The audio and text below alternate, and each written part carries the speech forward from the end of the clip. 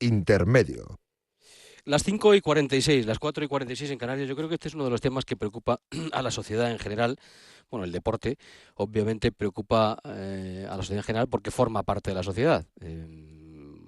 Preocupa más o menos dependiendo del deporte que sea o interesa más o menos, pero en este caso yo creo que es interesante e importante.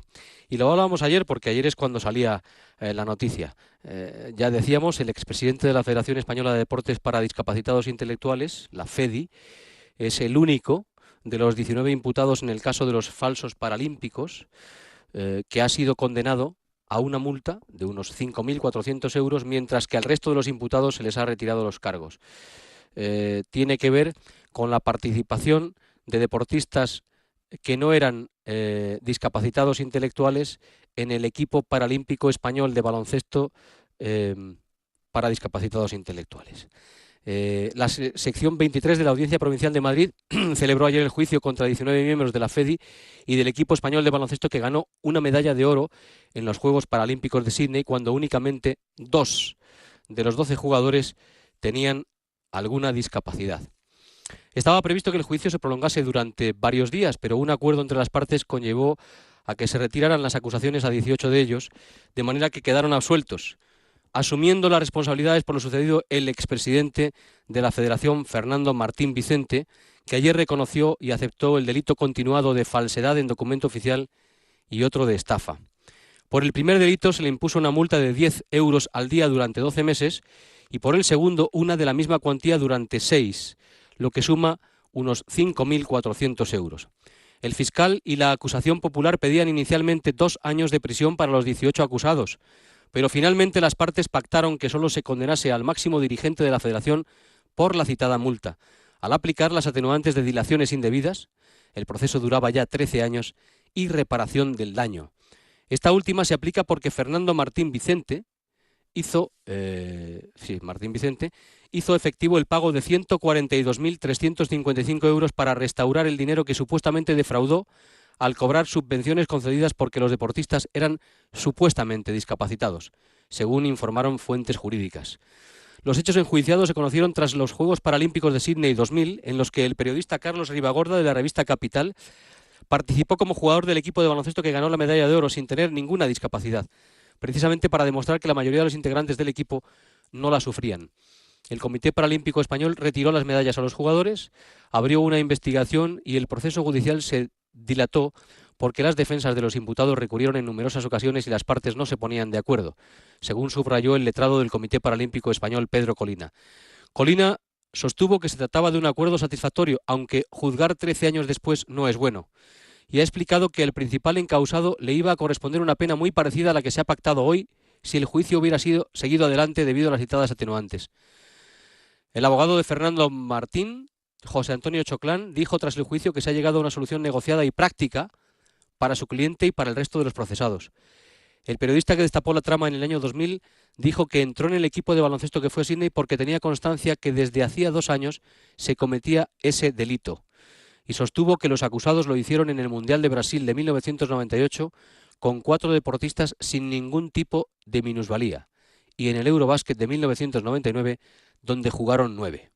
Su intención era denunciar lo que hizo en un reportaje al volver de Sídney, pero acabó imputado, y dijo que está contento por quedar absuelto y porque ahora sí existe un sistema de medición fiable, y además el máximo responsable de la trama ha devuelto el dinero que había conseguido en subvenciones que eran supuestamente para los trabajadores, pero se quedaba la Federación.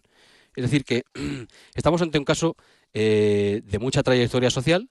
Es verdad que uno no va a juzgar lo que deciden los tribunales con independencia que podamos estar de acuerdo o no con las leyes, pero las leyes son las que son. Hay un sumario, una instrucción y aplican la sentencia, aunque no estemos de acuerdo, y mucho menos en este caso con esta sentencia. Decíamos ayer que se trata de usurpar, robar la condición de discapacitado, intelectual en este caso. No sé qué nivel de discapacidad, puede ser el 30, el 60%, acreditado lógicamente por un tribunal médico, garantizado por la comunidad, por las instituciones públicas, y son personas, hombres que hacen y mujeres que hacen deporte y que a través del deporte pues consiguen muchas cosas. Todas ellas muy positivas. Estamos hablando además en unos tiempos en los que se habla de deporte normalizado, es decir, normalización de las cosas, que estas personas también practiquen deporte y que puedan competir en igualdad de condiciones con los mismos discapacitados y el adaptado con otros que no tienen discapacidad. El equipo español de baloncesto paralímpico, discapacitados intelectuales, que compitió en Sydney 2000, consiguió el oro. Hasta Londres 2012 no compitieron en los Juegos, es decir, esta especialidad no compitió en Atenas 2004 y en Pekín 2008. Martín Vicente, el expresidente de la Federación Española de Deportes para Discapacitados Intelectuales, lo era también de la Federación Internacional. Por esto, el Comité Olímpico Internacional no hizo ningún tipo de prueba. Ya, es decir, ¿eh? ¿Por qué? Porque por la confianza en él se fiaron. Y al saltar el escándalo expulsaron a la Federación Internacional del Comité Paralímpico. Ahora ya han encontrado un método fiable para detectar si un deportista es paralímpico o no. Mira, vamos a hablar con Marco Herrero, que es el director del Club Deportivo Niño Jesús del Remedio, que trabaja con la Fundación Carmen Pardo Valcarce en Madrid. Y trabajan con discapacitados intelectuales que están en ese centro educativo, donde estudian pues las materias, la educación básica, educación secundaria, pasan a centros ocupacionales, trabajan, desarrollan una actividad y además pueden pues eso, jugar al pádel o jugar al tenis o nadar o correr, es decir, pueden hacer deporte y representar a nuestro país en los Juegos Paralímpicos. Claro, cuando Marco Herrero, buenas tardes. Hola, buenas tardes. Cuando uno ve esta noticia y cuando observa que ha habido gente que tiene el estómago y la desvergüenza de usurpar esta condición de discapacidad intelectual a otras personas para participar sin ningún tipo de discapacidad, ¿cuál es el primer sentimiento que le entra? Bueno, pues el sentimiento que tienen es el sentimiento de pena y de rabia, sobre todo porque los verdaderos personas con discapacidad intelectual pues han estado 13 años fuera de un movimiento paralímpico que es el máximo exponente de deporte para cualquier deportista de este país. Y quedarse fuera de ahí por estos motivos es un poco rabia, mucha rabia lo que queda. ¿Qué supone para un discapacitado intelectual? Lógicamente pues esa discapacidad también les lleva a una cierta disfunción física para practicar deporte como entendemos el deporte, pero ¿cuál es el esfuerzo que hacen? ¿Qué significa para ellos el deporte? ¿Qué beneficios les reporta? Para una persona con discapacidad intelectual, los beneficios que le aporta es los mismos beneficios que puede aportar a cualquier persona que practica el deporte. Desde el punto de Si nos vista vamos físico y psíquico. de uno físico y psíquico, lo que pasa es que a nivel social es donde realmente pueden tener mucha más presencia, mucha más aceptación por el resto de la sociedad y donde ellos pueden demostrar pues que son capaces y que tienen capacidades diferentes a otros, pero capacidades en el deporte también, por supuesto. Uh-huh. Es decir, ¿y cuánto trabajan ustedes desde esa fundación y con las instituciones públicas correspondientes para que se normalice la situación, para adaptar todo a la práctica del deporte de los discapacitados intelectuales? Nuestro trabajo va íntegramente dirigido hacia eso, ¿no? A conseguir que las personas con discapacidad intelectual pues, favorecer su integración social y en este caso a través del deporte. Y nosotros luchamos desde el primer momento de por la mañana que levantamos hasta cuando nos vamos a la cama y pensamos en muchos días que vamos de viaje con ellos para los campeonatos y siempre están trabajando por y para ellos, ¿no? Para que puedan tener un espacio y un lugar donde demostrar que son personas y deportistas como otro cualquiera. ¿Pueden practicar todo tipo de deportes o gran parte de Obviamente deporte? depende un poco del grado de discapacidad de cada persona. Uh-huh. Nosotros intentamos adaptar el deporte a las capacidades del deportista, acercar el deporte al deportista. No podemos poner barreras insuperables Claro. porque seríamos torpes, ¿no? Si hiciéramos eso. Tenemos que ser capaces de proponerles objetivos y objetivos que los puedan cumplir. Obviamente, hay muchos tipos de discapacidad intelectual, abarcan un gran abanico de tipos de discapacidades, desde gente que tiene otras discapacidades motoricas asociadas, como te he dicho antes, hasta gente que son capaces de, por ejemplo, correr más que cualquier persona que no tenemos discapacidad, por lo menos que yo. Tenemos un deportista en el centro, que es el actual campeón del mundo de atletismo en 400 metros lisos. 400, campeón del mundo en 400 metros lisos. Y 200 metros lisos, sin Y dar modalidades. 200. Sí. ¿Y con qué marcas? Pues en el 400 tiene 49.03 y en el 200 tiene 22.7. 22.7 en el 200. Sí, pues son marcas importantes. ¿Y qué nivel de discapacidad tiene, si se puede saber?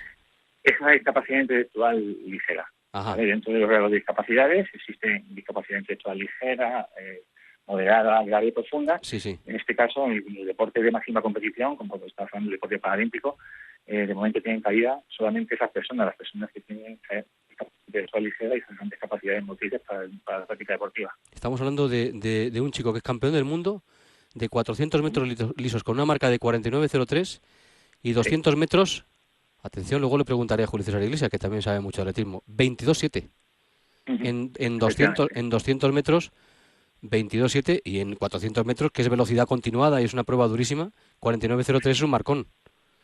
Sí, pero los nivel del mundo del atletismo dicen que el 400 es la prueba más exigente y ahí es donde tiene la gran marca. Y cuando hablaba de los beneficios que le reporta, a ellos aparte les integra más socialmente, les hace más sociales entre ellos también, aparte de la integración con el resto de la sociedad. Por supuesto, como cualquier práctica deportiva lleva unos valores de sentimiento, ¿no? De pertenencia a una entidad, a un equipo, a una institución, y esos valores son los que van creciendo y se van uniendo cada vez más para llevarlos a cabo y defenderlos. Ellos cuando salen a una instalación deportiva, vamos a una competición, entran a un vestuario y salen a un campo de fútbol, a un campo de baloncesto, vamos en transporte público, ellos son partícipes y ciudadanos como cualquiera de nosotros. ¿Se está normalizando la situación? En eso vamos. En eso vamos, yo creo que sí, que ahora vamos por un buen camino. Nos ha costado mucho trabajo poder ser representados, como he dicho antes, en un movimiento paralímpico, pero yo creo que a partir de ahora, haciendo las cosas bien hechas y confiando en la gente que trabaja en las instituciones, que llevan todo ese tiempo atrás, que no se les ve, que no se les escucha, pero se hace un trabajo muy bueno para favorecer esto. Es duro trabajar con los chavales, con los chicos y chicas con discapacidad intelectual, ¿o es gratificante? ¿O es duro y gratificante? En mi caso personal es lo más bonito que me ha pasado nunca. Y entonces no lo cambio por nada. Yo creo que gracias a ellos y a poder convivir con ellos, he podido vivir momentos deportivos en mi carrera deportiva que jamás hubiera podido vivir con el mundo del deporte normalizado. He podido estar en eventos mundiales, he podido estar en eventos internacionales, representando a la Comunidad de Madrid, representando a España, y eso son cosas que te dejan una huella en el corazón y gracias a ellos, por supuesto. O sea, que uno se siente gratificado. Sí, por supuesto. Emocionalmente gratificado, además. Sí.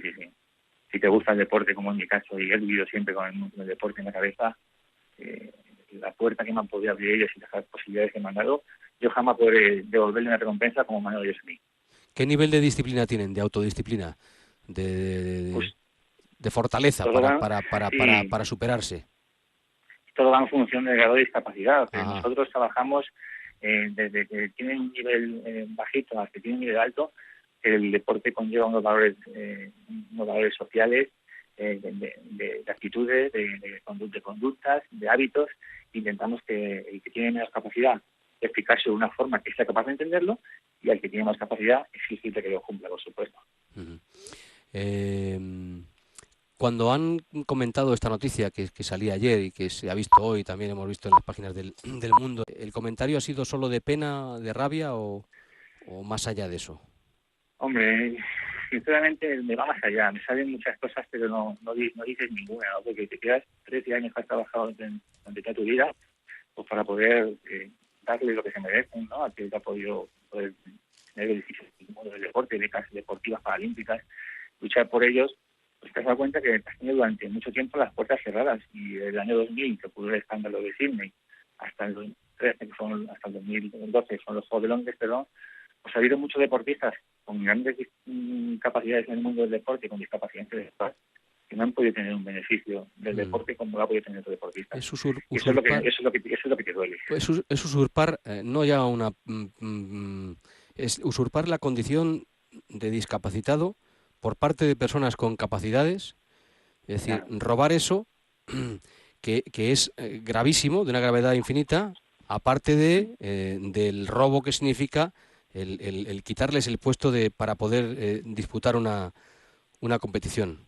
Es robar una condición de discapacitado. Es decir, es una cosa... Lo has dicho ampliamente bien. Yo creo que a un deportista de alto nivel, por sus marcas, por su trayectoria, pues la Federación Deportiva de su país le bonifica, ¿no? Le beca y le da lo que se merece para poder seguir practicando el deporte.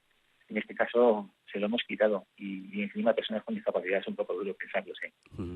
Pues Marco Herrero, director del Club Deportivo Niño Jesús del Remedio, que trabaja con la Fundación Carmen Pardo Valcarce, muchas gracias por estar ahí, por atendernos. Y Muchas gracias a muchas vosotros. felicidades por el trabajo. Gracias.